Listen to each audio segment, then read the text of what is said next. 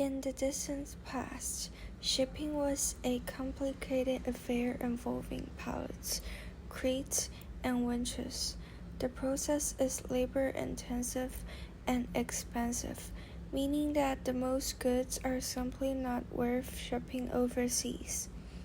In the 1970s, standardized shipping containers solved this problem on a large scale and upended the world economy. As port efficiency soared, this standardization reduced transport costs. Modern ports can now move more than 70 containers per hour per quay.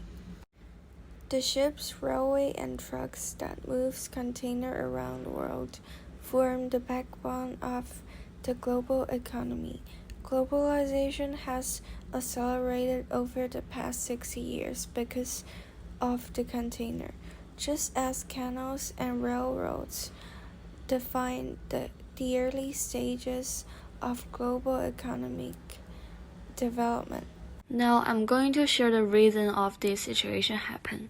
Thousands of empty containers were left stranded in Europe and the US in the first half of 2020, when shipping lines canceled hundreds of trips as coronavirus lockdowns caused a sudden slowdown in global trade. When Western demand for Asian-made products rebounded in the second half of the year, competition among shippers for available containers sent freight rates soaring.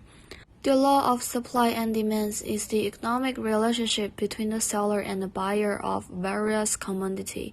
The supply and demand theory states that the price of the product depends on its availability and buyer's demand.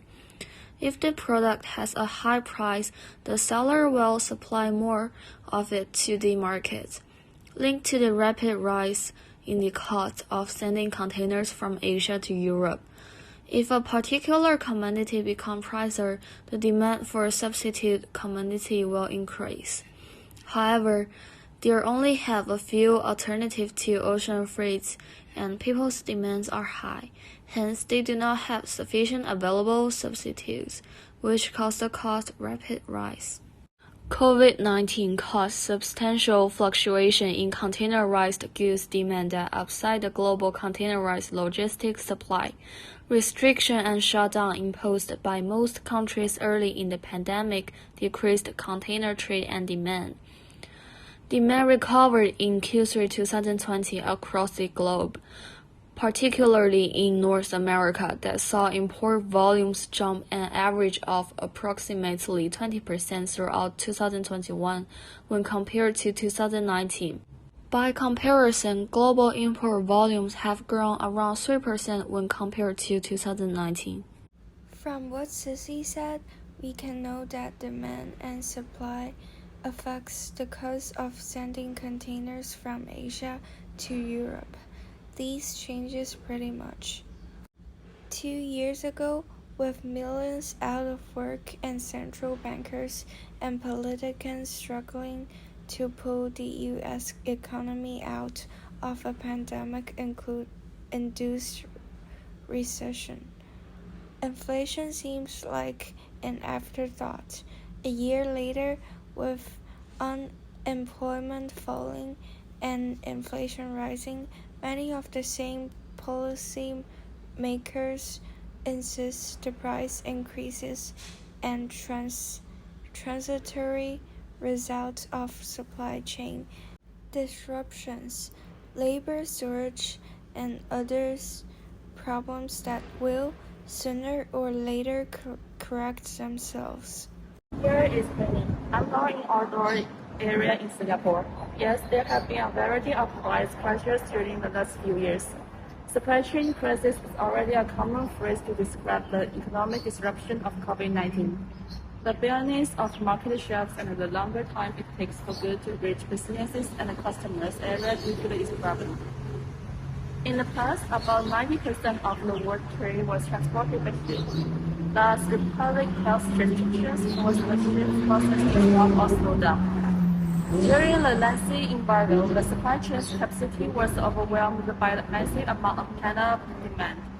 inventory storage, a lack of available containers, and a lack of transportation capacity in major US and European ports were all major contributors. In addition to increasing delays in delivering items to clients, the cost of getting them there soaring, also leading to higher prices for goods. For instance, it is very hard to import goods from China in a pandemic as China is the most strictly managed country, and China is 28.7% of the world's incoming sources.